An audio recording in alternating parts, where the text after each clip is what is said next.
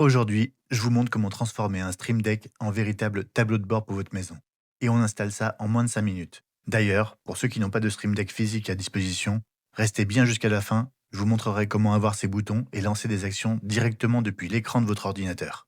À la base, cet objet, c'est un lanceur de raccourcis. On appuie sur une touche physique pour lancer une musique, changer de caméra ou envoyer un effet sonore, mais là où ça devient génial, c'est quand on détourne cet usage pour la domotique. Imaginez, chaque touche devient un interrupteur intelligent, un thermostat ou un écran de contrôle. On va marier la puissance de Home Assistant avec l'ergonomie du Stream Deck. Pour que ça marche, direction le logiciel Stream Deck et plus précisément le marketplace Elgato. Cherchez Home Assistant et sélectionnez le plugin du même nom. Cliquez sur Open in Stream Deck et il s'ajoutera tout seul dans votre logiciel. Dans le menu de droite, vous verrez apparaître Home Assistant avec deux options. Sélectionnez Générique et glissez-le dans la case de votre choix. Comme ça, on utilisera les icônes officielles de Home Assistant. La configuration principale n'est à faire qu'une seule fois. Il faut copier l'exemple fourni et remplacer localhost par l'adresse IP de votre Home Assistant ou votre URL si vous avez un accès externe sécurisé. Dans mon cas, je reste en local. Je rentre donc mon adresse IP sans utiliser de certificat SSL. Ensuite, le plugin a besoin d'un jeton d'accès. Voici comment faire. Allez sur votre interface Home Assistant et cliquez sur votre profil tout en bas à gauche. Allez dans l'onglet Sécurité. Descendez tout en bas jusqu'à Jeton d'accès longue durée. Cliquez sur Créer un jeton. Appelez-le Stream Deck. Et copiez-le bien immédiatement. Vous n'y aurez accès qu'une seule fois. Retournez sur le logiciel Stream Deck et collez votre jeton dans la case Access Token. Terminez en cliquant sur Save and Connect tout en bas. Un nouveau menu de configuration apparaît en dessous. Dans un premier temps, je vais ajouter un bouton d'information. Je vais afficher la température de ma chambre. Dans le champ Entity, je recherche mon thermomètre.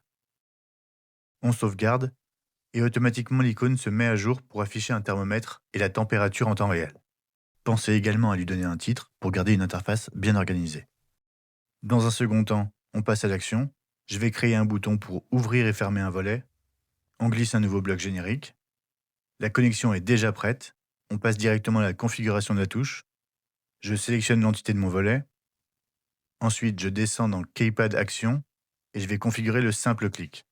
Dans Domaine, je choisis Cover pour gérer les volets. Dans Service, je prends Toggle, permuter l'état, et je resélectionne mon volet dans le champ Entity. Mais on va aller un peu plus loin. Je veux qu'un clic long positionne mon volet exactement à 50%.